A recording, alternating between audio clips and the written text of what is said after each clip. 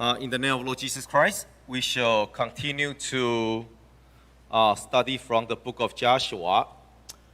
So this is our fifth book of Joshua, number 5, and we are entering into chapter 2. Okay? We'll be fine. Don't worry. So in my estimate, today we will talk about chapter 2, chapter 3, how they prepare to cross Jordan.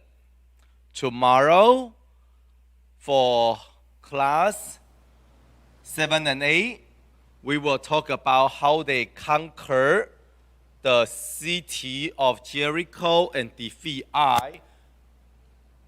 And last day, number 9 and 10, we will skip everything else that Joshua died. Okay? So today, we go from Joshua prepared to enter Canaan. Tomorrow, we talk about Joshua enter Canaan. Then we talk about Joshua died. Okay? That's the plan. That's the plan. All right. I mean, whatever happened in between is not that important. You come, you live, and then you die. Okay? That's what it matters. All right. Whew, bail myself out. All right. So now we enter into Joshua chapter 2. Again, I need to emphasize again, you need to know the story by now. Okay? Chapter 2, chapter 3 is something that you should have read it already. Okay? So chapter 2, the whole story is focused upon one very important character, and her name is Rahab. So in chapter 2, now, as we know, Joshua took over the leadership. Now, Moses died. Joshua took over the leadership. And the commission, or shall I say, the meaning of his life, is to let the Israelites to enter into the land of Canaan, to receive the land of Canaan. That's his commission. That's the purpose of his life. For the purpose of life of Moses is to lead the people out of Egypt and sustain them in the wilderness. That's the purpose. That's the meaning of the life of Moses.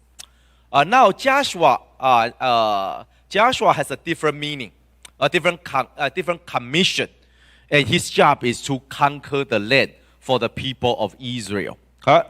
So before they begin the whole campaign, to fight against the Canaanites, Joshua sent two spies to the land of Canaan. What does that remind you? It reminds you that 38 years ago, Moses did the same thing, and it turned out to be very ugly. 38 years ago, when Moses sent the 12 spies, to enter into the land of Canaan, the result is that they lost faith. Their heart were melted, and they warred against God. That eventually, that they circled for another 38 years in the wilderness. Okay? So this time, if you look at chapter 2,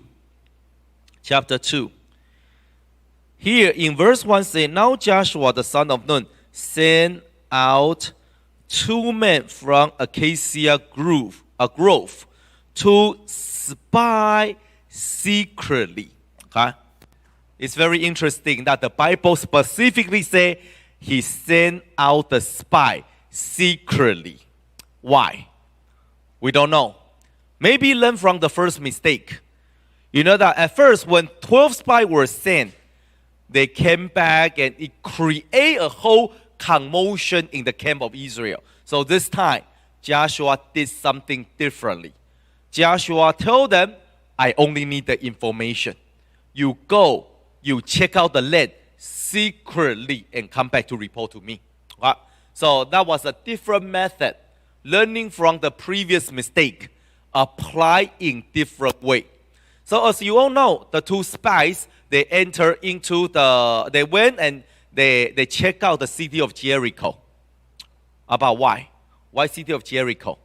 Because Jericho is the first major city that they have to deal with on the other side of the river. So crossing Jordan River, when you need to cross Jordan River, all right, you are crossing Jordan River, and Jericho is there, stopping you from proceeding any further. So if you do not take out, the city of Jericho is like a strategic point, pinpoint down by the riverside. If you do not take out this city, you cannot go on. Because once you go on, then this city can always take you, ambush you, trailing behind you, cut off your supply line. They can do anything to you if you do not take them down. If you leave it there, you say, you know what? What's a big deal? I make a detour. Just like today, someone earlier took the shortcut, like go under the rail when they came to the chapel. Oh, yeah. You know that shortcut, everybody likes shortcut. You want to take easy, you want to do the shortcut, you want to skip the line, you want to find a faster way. Can they, when they cross the Jordan River, can they ignore? Oh, Jericho, big, powerful city. Forget it. Let's take a detour. Forget it. Let's go another way. Forget it. Let's leave it alone. You know, you don't deal with it today. Tomorrow, the city will deal with you. So same thing in our life. Sometimes in our life, we do have problem like city of Jericho. Okay? You do have problem like city of Jericho. Maybe it's your ego, your pride. Okay? Maybe it's your temper. And you say, nah, I don't want to deal with it. I shall be fine. You know what? I can always take the shortcut. I don't want to deal with it. I deal with something else. But you know what? You don't deal with it. You go on, and soon or later, it will hunt you down. Okay? It will become the reason that you are unable. You know that you will be pinned down on the spot. If the city of Jericho is always behind you and able, ready to attack you anytime. All right? So even you make a circle, you go around it, you don't deal with the city come back to deal with you. All right? So we know that they send the spy, Joshua sent the spy to check out the land, and the spy apparently not so professional. So they entered the city, and immediately they were discovered. They were being chased, and they hide. They hide themselves in Rahab's place. Okay, we all know the story. And then Rahab made a deal with them. Okay, so let's talk about Rahab. What do we know about Rahab? The Bible says that she was a harlot. She was a harlot. That was a very, very strong statement. That she was a prostitute, a harlot. Okay, that's what the Bible says. If you check in some of the reference book, they try to powder. They try to make her look nicer. They try to powder her and say, oh, no. She is not a prostitute. She was a innkeeper. All right? Like just trying to make it look nicer. She was, an innkeeper running a hotel. Okay? But you know what? It doesn't matter what version or what translation of the Bible that you use or whatever the term. The term in the Bible, when they describe Rahab, that all the different language associate to the same thing, harlot. She was a prostitute. The Bible never covered it up for her. Never. Because that's the reality. That's who she was. So, we don't know why, and we don't need to know why she became a harlot. She became a prostitute. The fact is, that's her life. Okay? So that was her life before she knew the Lord. That was the life that she had before she found the light. And that's the reality. She doesn't need you to powder it for her. Just like when the Bible describes about the sin of David, even the Bible say that David is the man after God's heart. The Bible never beautify the situation, because it's the reality. The problem is from the reality, just like today, you are who you are. That's the reality. You don't need to powder it. You don't need to cover it up. But the problem is now you are who you are. That's the reality. You did what you did. That's the reality. But from there, how shall you go on? So Rahab, before she knew the Lord, she lived in a Gentile land. She was a Gentile on a Gentile land and in the city of Jericho. And she worked as a prostitute. That's her life. Until when the opportunity presents before her, and she seized the opportunity and she changed her life. You cannot change the past, but you can surely do something about the present, so you are able to have a different future. You know that Rahab, not only her family were saved when the city of Jericho collapsed, not only her family were saved, we all know that Rahab, she was in the genealogy of Jesus. Do you know the relationship? Do you know, like, Rahab, you definitely know who her son is. You know that she's in the genealogy of Jesus. Okay? I know you know that Rahab is in the genealogy of Jesus. But how? Who? You know that Ruth is also in the genealogy of Jesus, right? Yeah. Can hear you. Correct. Do you know that Rahab is the mother of Boaz? And that make her the mother-in-law of Ruth. Okay? You know that we knew that she's an amazing woman. She was delivered. Her family were delivered. She was a faithful woman. She was in the genealogy of Jesus. But you know, she was the mother of Boaz, the mother-in-law of Ruth. Okay? And of course, from there, she was the great-grandmother of King David. And of course, from King David, she was the ancestor of Jesus Christ. From a Gentile woman who were meant to perish along with the city of Jericho.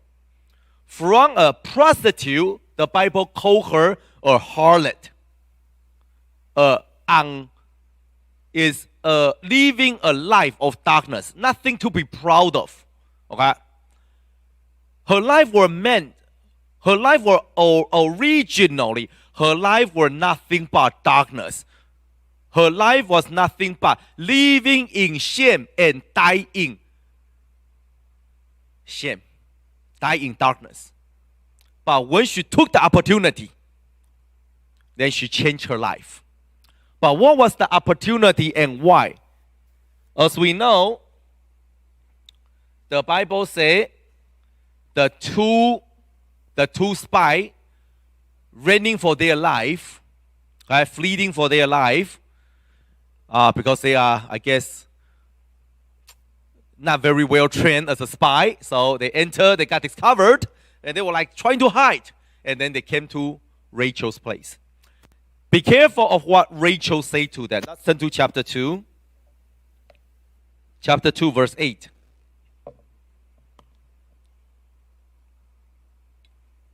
Chapter 2, verse 8. Now, before they lay down, she came up to them and on the roof and said to them, I know that the Lord has given you the land. This is the reason. Here is the key phrase that changed her life, that saved her family, that allowed her life to transform from nothing but darkness into a bright light in the genealogy of Jesus. From where? I know the law promise that this land is yours. You have to remember one thing. Under the comparison, military comparisons, Israel is nothing compared to the power of Canaan. Shall we put it this way? You know that the Bible describes Canaan as the land flow of milk and honey, right? Beautiful land, right? You have to remember, in those days, good things only belong to the powerful. All those days, in the old days, that if you want to have good things, you need to have enough power to get it. And if you want to keep the good things, you need to make sure that you have enough power to keep it. Why? Because in that generation, there is no so-called constitution, right? There is no so-called law for the common folk, for the common people like you and I. There are no laws. The law is the weapon in your hand. You don't give it to me, I will kill you. Right? That's how it is. In that generation, that's how it is. All right? You want to keep the good stuff, you better have the ability to keep, to protect it. You don't, it belongs to someone else. And the land of Canaan is known as good land. It's known as like what? Even grapes, you take 2. Wonder how big the grape is. All right? Bowling ball. So you know what? Those are fertile land, extremely, I guess, rich. That will flow. That will be that the Bible describes that it flows with milk and honey. Okay? But that means if the land is good, that means the owner is powerful. Yes. We know Israel is big in population. Maybe around 2 million people. Big population. But you have to remember, they did not grow in war. Unlike many of the Canaanite tribes. In the land of Canaan, all the tribes, what they do is battle, war, fighting for the better place, fighting for the land, and fighting for the chance to survive. That's what happened. That's what happened between the tribes. And for Israel, they are like a big piece of fluffy dough. Do you make bread? Oh. Okay, you don't cook, so you don't know what I'm talking about. All right. So Israel is big in number, but that's it. Big in number. Not that they do not know how to fight, but overall, the whole mentality is nothing compared to those who fight for living. Okay? Like the robbers, the bandits, right? Like those people who either I kill you and get my food and survive, or I fail, I was defeated and I get killed today. So for them, Canaanites is all about fighting, not Israel. But at this time, you see, there is, from the human perspective, there's nothing, literally nothing, that Israel can do for the Jordan River. You know, Jordan River, we talked about it yesterday. It serves as a natural barrier, right? That's if you are inside. But now Israel, they are not inside. They are the invader. So the natural protection now, it protects who? It protects the city of Jericho. It protects the Canaanites. So from the perspective of human, it is impossible. There is nothing that the Israel can do to cross the Jordan River, let alone take on a powerful city like the city of Jericho. Fine, you have a lot of people, but how are you going to climb up the wall? Right? The thing is, they have nothing. Israel, they don't have any of those military weaponries. And the wall is tall, the wall is big, and You know, when there are people guarding the wall, Israel is like, jump, jump. How high can you jump? And then stacking, one person stand on my shoulder. How high can you go? That's the problem. So from human perspective, that Jericho, all the people in the land of Canaan, the Canaanites, they are in the upper wind. However, those are the reality. The reality is they don't have tools. Israel. All right? For Israel, they don't have tools. They are not native. They don't know how to cross Jordan River. Most likely unable to defeat the city of Jericho, let alone all the Canaanites. And they have giants, remember. Remember, at this time, the land of Canaan, they still got giants. Giants. So if you do the comparison of the strength, Israel, the chance for them to win is very, very slim. So when you need to place your bet, when you need to say, okay, which side shall I lean on? Most people will choose to side with the one that's on the upper wind. The one that seems to be more powerful. Not Rahab. Not Rahab. Rahab said, we heard what happened in Egypt. Right? That's what she said, right? I heard about the 10 plagues your God did in Egypt. I heard how he divided the Red Sea for you. I heard all the power of the Lord. You have to remember, when did all these things happen? 40 years ago. 40 years ago. Of course, at that generation, it takes a long time for news to travel from one place to another. For they don't have cell phone, satellite, news, TV. But the things, remember what we say? Egypt and Canaan, they were not that far. I know that sometimes we always feel that they are so far away because it took 40 years. But in fact, as we said earlier, if you do a common pace, 10 days you'll be there. Which means that merchants travel between two places. In 10 days, news pass from one place to another. 10 days. It only takes 10 days from one end to the other. So 40 years ago, the news of what happened, what did the God of Israel did to the people of Egypt? Rahab said, I remember, so I believe. And because of this conviction, I heard, I believe, and I put in action. It's because of this kind of conviction that saved Rahab and her family.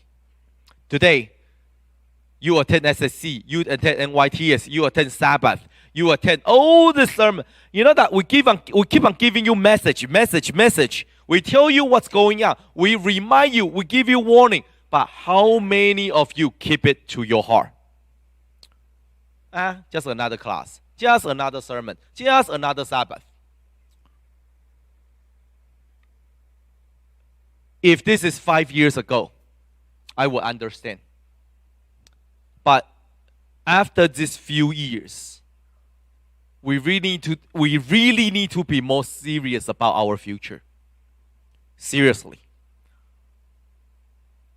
With the pandemic, with the pestilence, with the war, with the shortage of food, you don't feel it because you don't pay for anything. Now I need to shop rice online.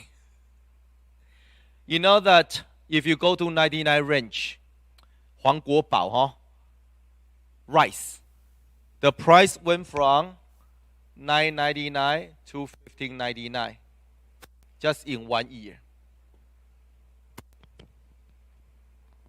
You don't know because the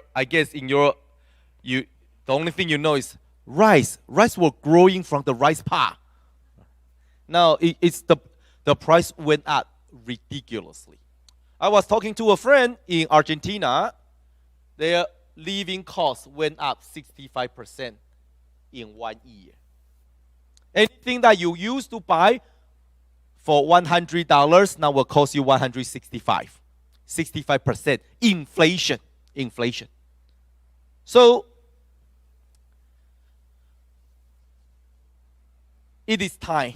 Just like this morning in the morning prayer session, Pastor Liang mentioned about you really need to open your eyes and see what the world is turning into. Yeah, I don't know if any of you have the habit of watching news every day. You should. And you can throw away those celebrity junk. All those are garbage. Okay? You want to find out what happened, the war between, you know that you feel Russia and Ukraine are very far from you, right?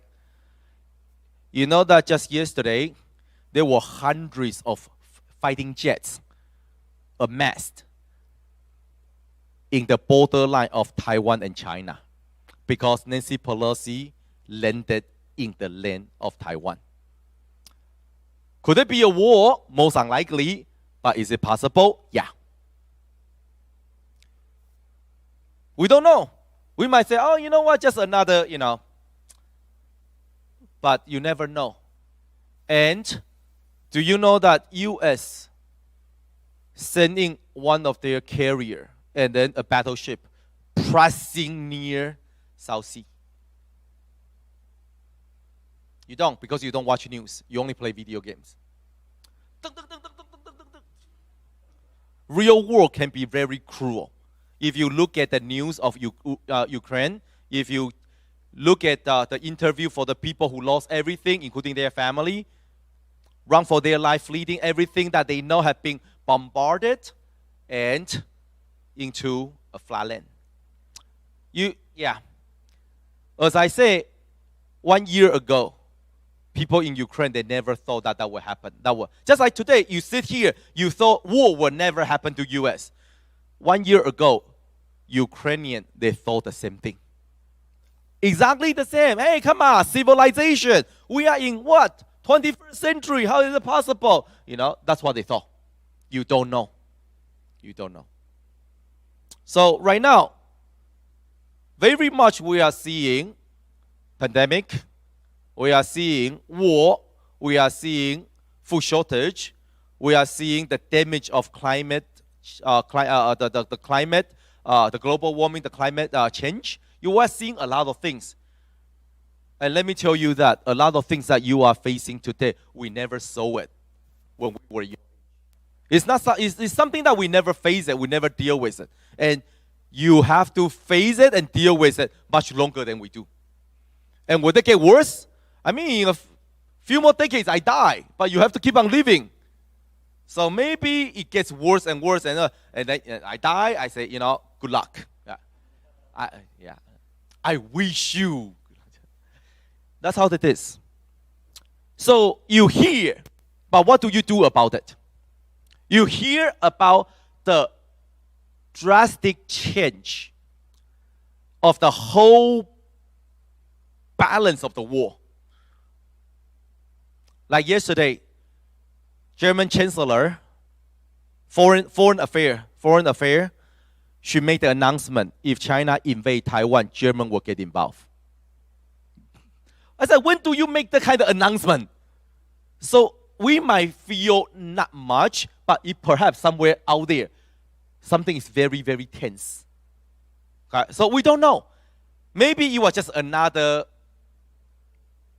shouting over the news channel. They call that what? 口水战. A lot of spitting, a lot of exchange of words. Maybe just that. Maybe not. We don't know. We don't know. Will you see the third world war in your life? Who knows? Who knows? The thing is, when you hear all this, what does that do to you? For Rahab, she heard what happened to Egypt. She heard the power of the God of Israel. And now, the two spies came to her place and she said, I know that this land has been given to you already. Even before before the war began. So she was able to see beyond the reality. What is the reality? The reality is Canaanites, they were more powerful. The reality is there's a Jordan River blocking the Israel from entering to the land of Canaan. The reality is most likely there's nothing they can do about the city of Jericho. That's the reality. But for Rahab, yeah, I know the reality, but I remember I heard about your God. So I believe the land has been given to your God already. That's how it is. And that's why she was able to make the right choice of life. And that's why she was able to come out differently than other people in the city of Jericho. She heard. She believed. But she heard, she believed. There's one more. She put into action. Okay? So, she heard about the word, about the work of the Lord. She believed that the land has been given to the Israel because their God says so. Then she put it into action. She acted on it. What did she do? She hid the two spies. But you have to look at one thing up. Let's go to chapter 2 in verse 3.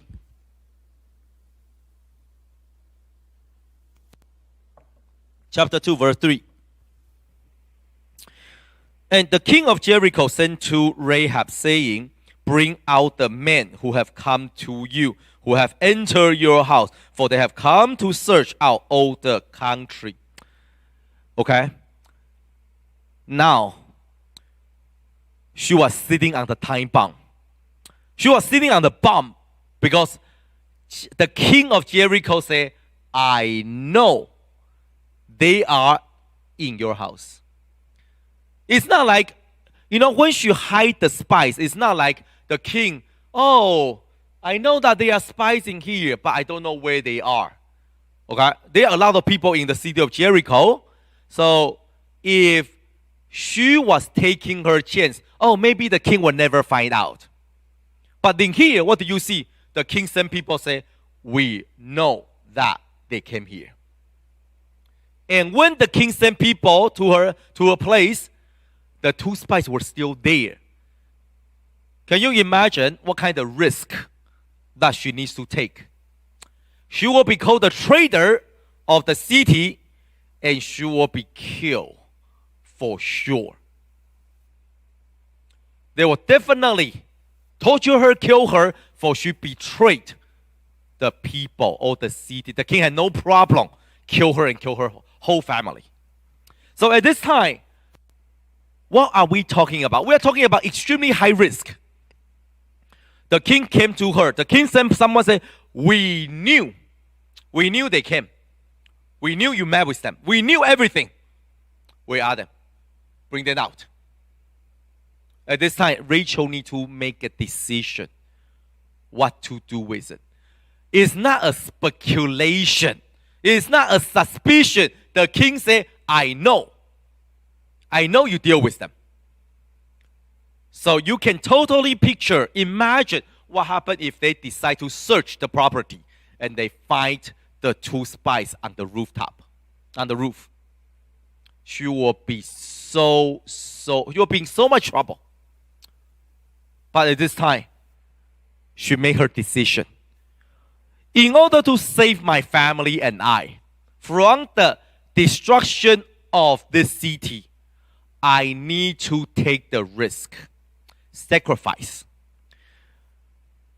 You don't sacrifice, you get nothing. Same thing in your faith. In our life, if you do not put out the price, you don't get anything in return. Probably you hear a lot of this from your parents talking about schooling, or maybe when they want you to learn piano or violin. You need to sweat, you need to put the practice, you need to sweat, you need to put in effort, you need to sacrifice your playtime if you want to be good at it. Right? That's how it is. If you want to be good at something, you need to put in effort and sacrifice. So is your schooling, so is your talents, and so is your faith. So is your faith. So then here, you want to be safe. You want to be safe, then your faith must go with action. Faith and deeds must go side by side. If she said, yeah, I believe in the God of Israel, and when the king said, where are they? They're right there. What's the point? Then your faith is nothing but a joke. Okay? You say, I believe, but I'm not going to do anything about it. I'm not going to put up a price for it.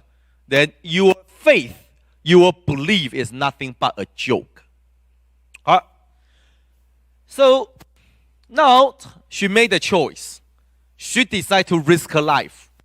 And of course, as we know, that at the end, her family, she and her family, they were saved. Now we want to look at agreement. Agreement between Rahab and the spies. Let's take a look at the requirement. Let's take a look at the requirement. Let's go to chapter 2, verse 14.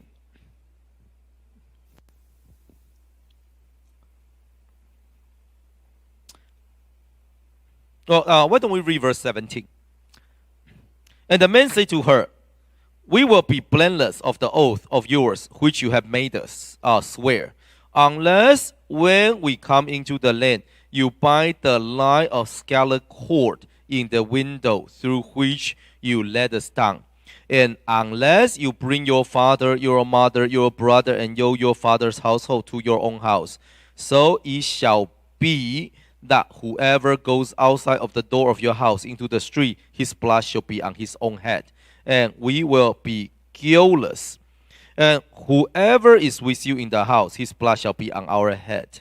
Verse 20, and if you till this business of ours, then we will be free from your oath, which you made us swear. Okay? So in here, now they have agreement. In order for Rahab took the risk to save the spies. But in order for the agreement in order to reach agreement, the spies say, fine. Now you force us to swear that we will save you. But there are three conditions. Number one, the line of the red cord. All right, the scarlet cord on the window. That's the first requirement. Second one, inside the house. Third one, do not say. Here, the two spies say to Rahab, fine, we will save your family. But there are three conditions.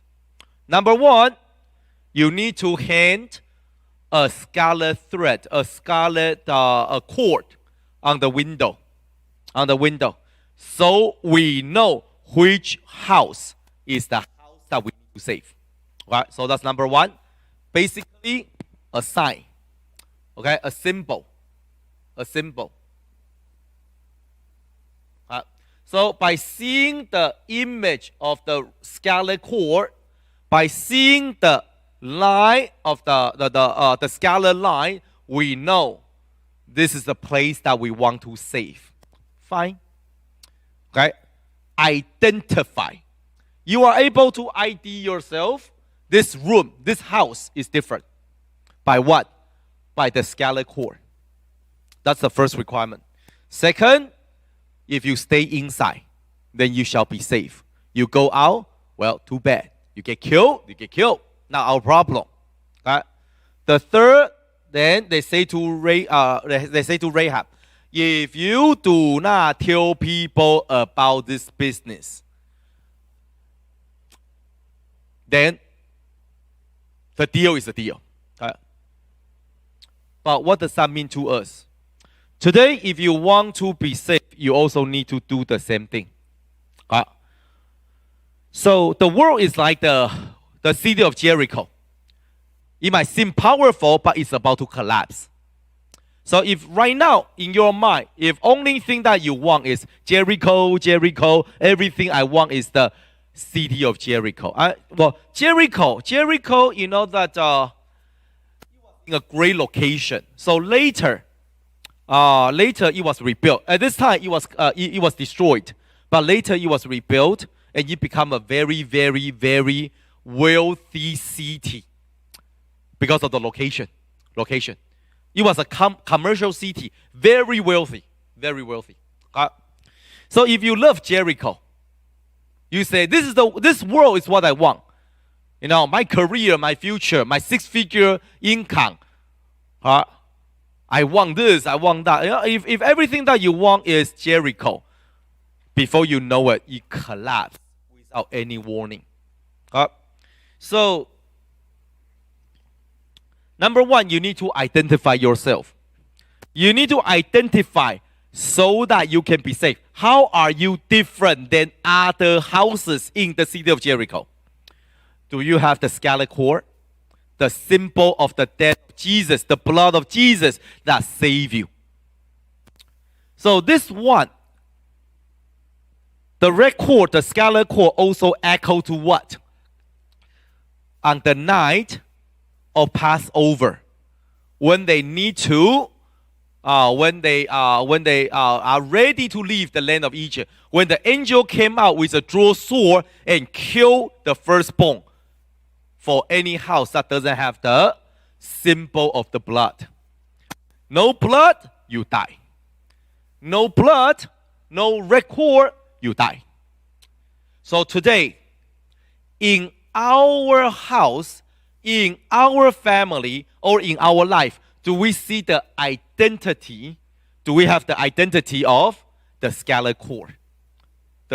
The blood of Jesus. Again, I am not talking about baptism.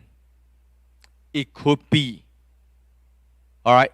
Very often we say, oh, you are baptized, you have the blood of Jesus. Yeah, perhaps. But then, you are washed by the blood. But are you still clean today? So when the angel come, and then the angel look at the friend, and the angel is like,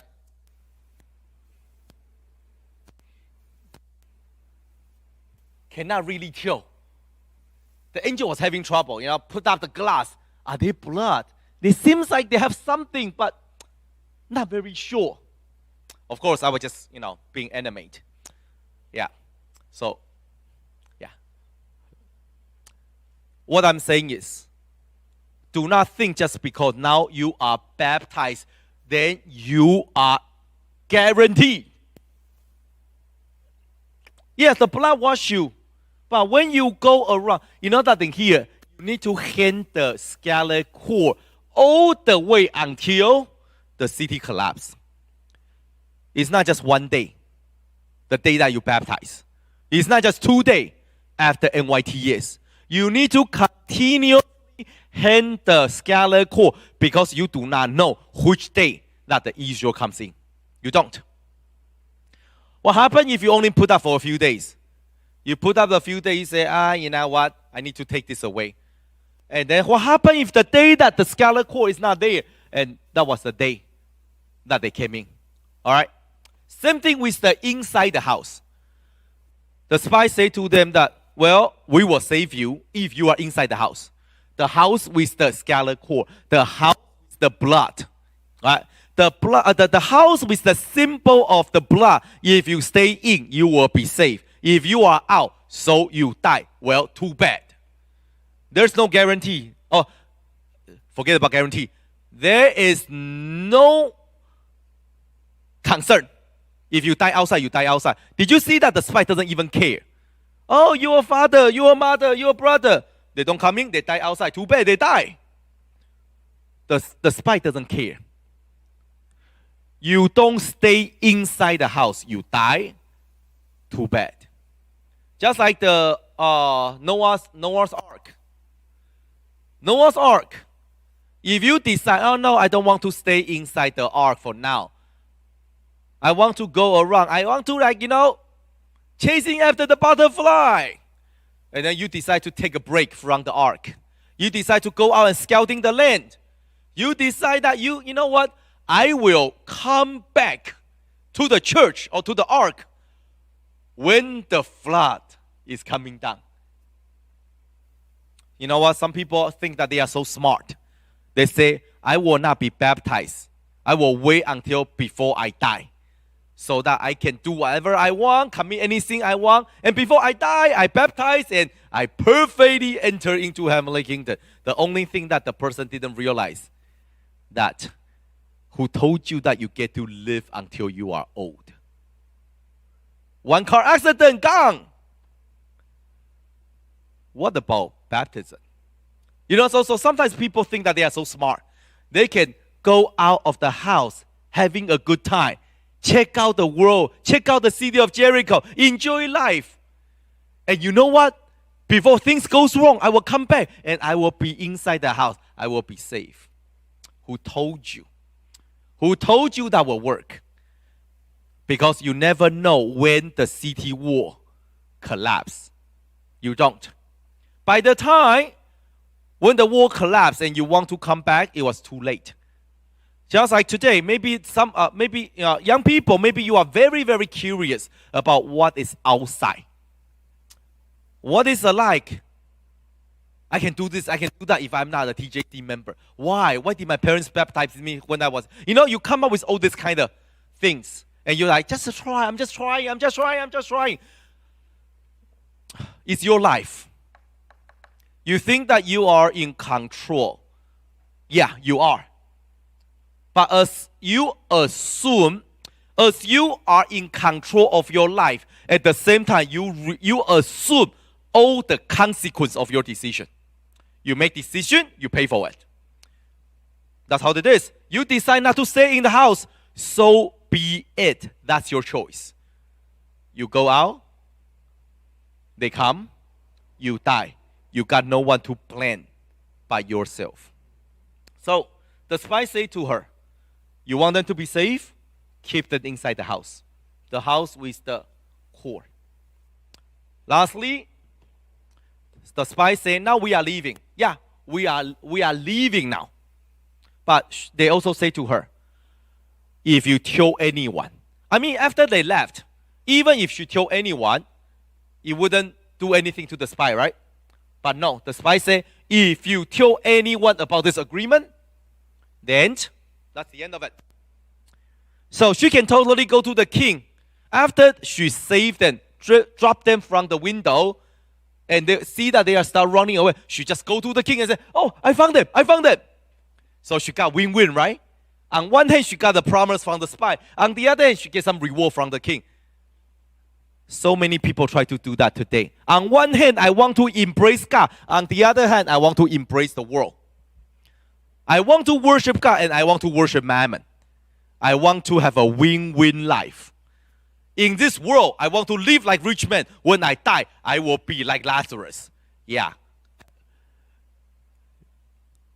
It's always good to dream. This means when you make the covenant, when you make a promise, when you decide to side with Israel, you don't get to change. You do not get to switch. You do not get to change. You need to last to the end.